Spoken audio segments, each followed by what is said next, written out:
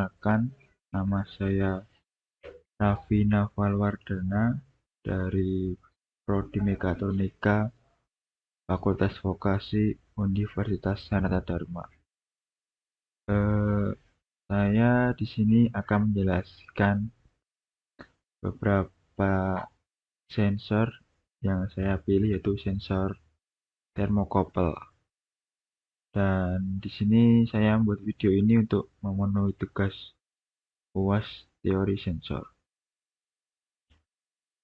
Sebelum masuk ke pembahasan yang akan saya bahas nanti, saya akan membahas terlebih dahulu sensor yang saya pilih itu seperti apa. Thermocouple sendiri itu adalah salah satu jenis sensor suhu yang paling populer dan sering digunakan dalam berbagai rangkaian ataupun peralatan listrik dan elektronika yang berkaitan dengan suhu atau temperatur.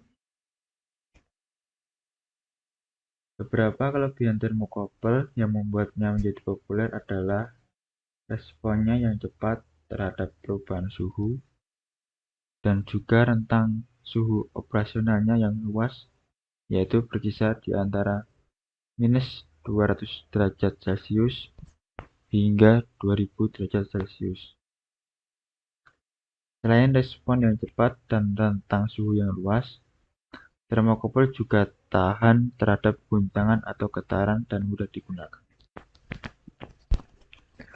Thermocouple merupakan sensor yang mengubah besaran suhu menjadi tegangan, di mana sensor ini dibuat dari sambungan dua bahan metalik yang berlainan jenis.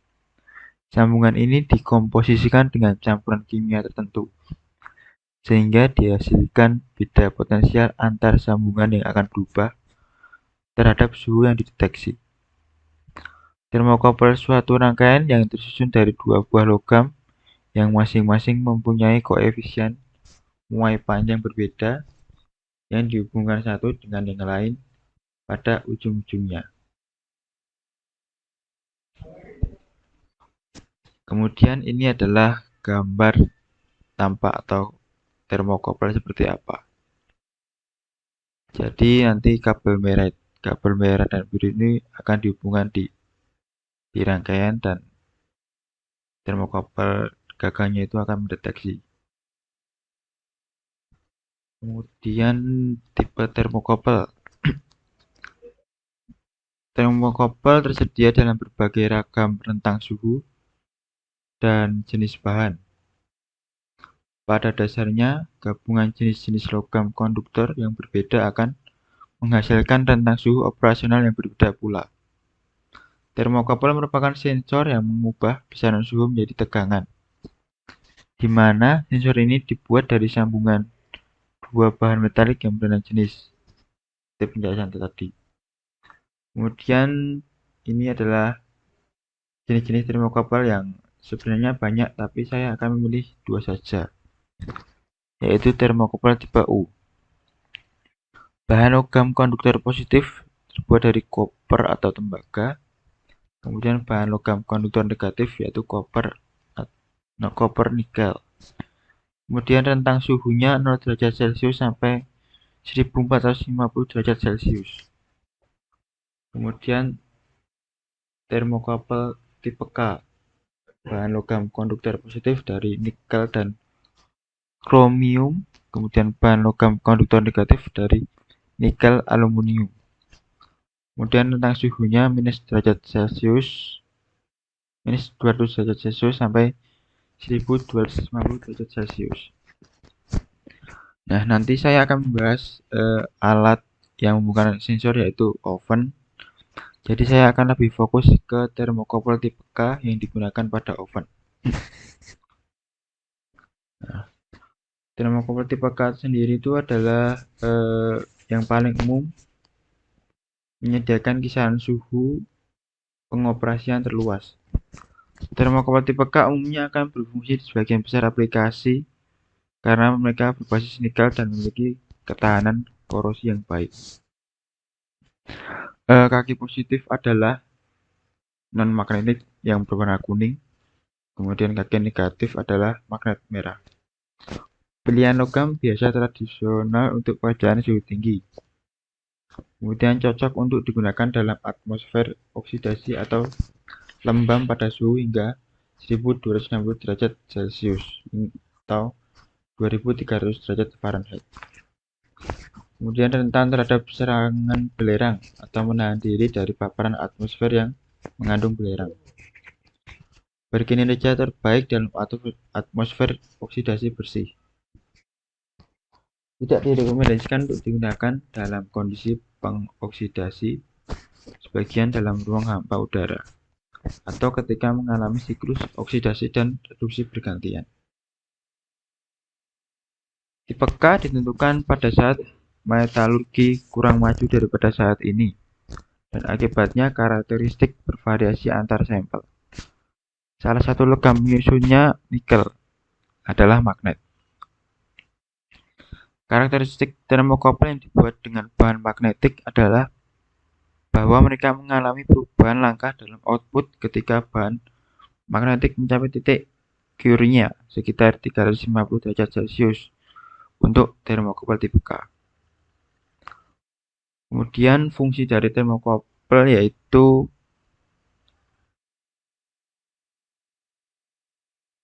berfungsi sebagai besar aplikasi karena berbasis nikel dan memiliki ketahanan korosi yang baik.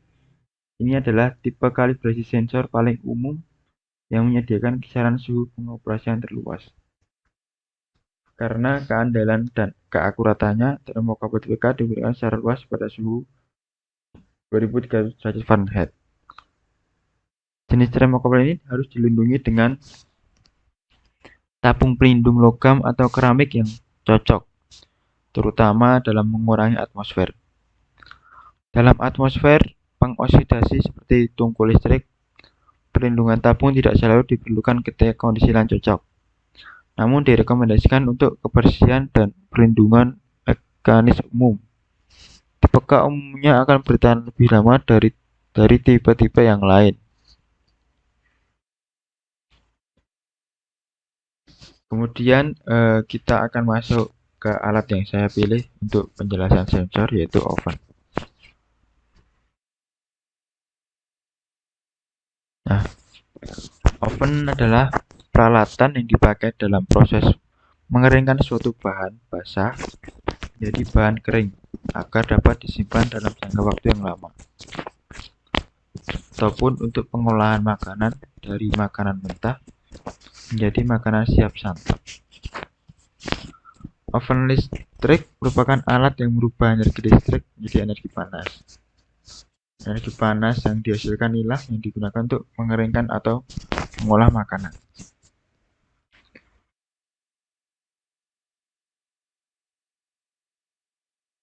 Proses pengeringan dan pengolahan dengan oven menggunakan media yang dapat menampung suhu panas secara konstan sehingga bisa mendapatkan hasil yang sempurna. Oven sendiri itu ditemukan secara tidak sengaja oleh seorang teknisi bernama Percy L. Spencer dari Raytheon Company pada tahun 1945. Ketika ia sedang melakukan percobaan untuk menghasilkan gelombang radio bagi sistem radar. Ketika sedang berdiri di dekat pembangkit gelombang mikro, ia mendapati bahwa permen yang disakunya meleleh meskipun ia tidak merasakan adanya panas. Penemuan ini akhirnya dikembangkan dan pada awal tahun 1950 diperkenalkanlah oven yang pertama kalinya. Kemudian dalam sebuah sistem kontrol sebuah unit oven, pengontrolan temperatur menjadi kebutuhan yang penting untuk mengendalikan suhu pada suatu tingkat yang ditentukan. Sistem kendali atau kontrol sistem adalah sebuah rangkaian dari komponen fisika yang saling terhubung sehingga membentuk suatu kesatuan utuh yang fungsinya untuk memantau, mengatur, dan memerintah pada sistem itu sendiri. Oleh karena itu, dalam kerja unit oven memerlukan suatu sistem kontrol yang dapat mempertahankan kondisi tersebut.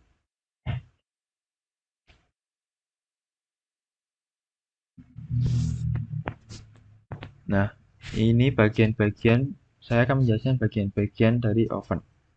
Yang pertama, elemen pemanas. Berfungsi untuk merubah energi listrik menjadi energi panas. Bagian inilah yang menghasilkan panas dan digunakan untuk mengeringkan makanan. Kemudian penyangga rak. Berfungsi sebagai dudukan rak pemanggang agar sesuai dengan tempatnya dan menjaga agar tidak jatuh ke dasar oven. Kemudian pengatur elemen pemanas. Berfungsi sebagai alat untuk mengatur elemen pemanas manakah yang difungsikan. Di sini bisa memilih elemen pemanas atas saja, bawah saja, atau keduanya. Kemudian lampu indikator berfungsi untuk memberitahu kalau elemen pemanas sudah aktif. Kemudian pengatur suhu berfungsi untuk memberikan input suhu berapa yang diinginkan. Suhu akan menjadi lebih panas jika diputar ke kanan dan akan menurun jika diputar ke arah kiri. Kemudian pengatur waktu berfungsi untuk memberikan setting waktu untuk mengaktifkan elemen pemanas. Kemudian stacker berfungsi sebagai penghubung oven dengan sumber listrik. Kemudian pintu oven sebagai pembuka dan penutup oven pada saat memasukkan atau mengeluarkan bahan. Kemudian handle pintu sebagai pegangan untuk membuka dan menutup pintu oven. Kemudian ini wiring yang digunakan oven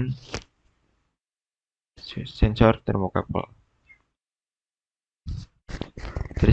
Dari skema ini dapat dibaca kerja dari sistem oven listrik.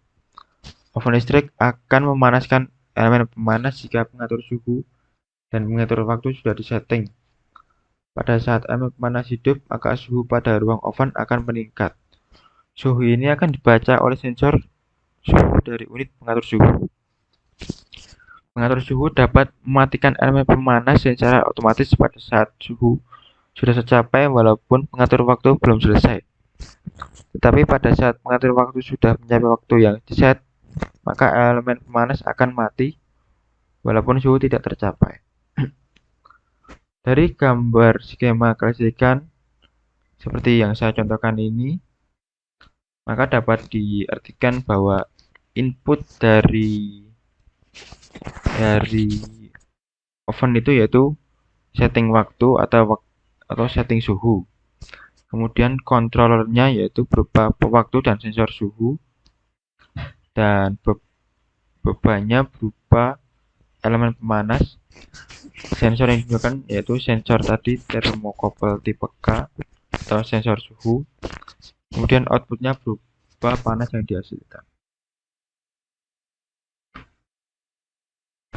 Kemudian saya akan menjelaskan cara kerja oven. Oven bekerja dengan memancarkan radiasi gelombang mikro, biasanya pada frekuensi 2450 MHz. Melalui makanan. Molekul air, lemak, dan gula dalam makanan akan menyerap energi dari gelombang mikro tersebut dalam sebuah proses yang disebut pemanasan dielektrik. Kebanyakan molekul adalah dipolistrik, yang berarti mereka memiliki sebuah muatan positif pada satu sisi dan sebuah muatan negatif di sisi lainnya. Dan oleh karena itu mereka akan berputar pada saat mereka mencoba mensejajarkan diri mereka dengan medan listrik yang berubah-ubah yang diinduksi oleh pancaran gelombang mikro. Gerakan molekuler inilah yang menciptakan panas. Pemanasan oleh oven ini sangat efektif terhadap air, namun tidak begitu dengan lemak, gula, dan es. Pemanasan mikro gelombang kadang dijelaskan sebagai resonansi dari molekul air. Hal ini terjadi hanya pada frekuensi yang jauh lebih tinggi, di sekitar 1000 GHz. Dalam makanan, gelombang mikro menyebar melalui proses perpindahan kalor secara konduksi. Oven microwave cenderung lebih cepat memasak makanan yang berair dibandingkan dengan makanan kering. Karena di dalam makanan berair lebih banyak air yang mampu menyerap gelombang mikro. Namun demikian, gelombang mikro tidak mampu menembus makanan cukup dalam.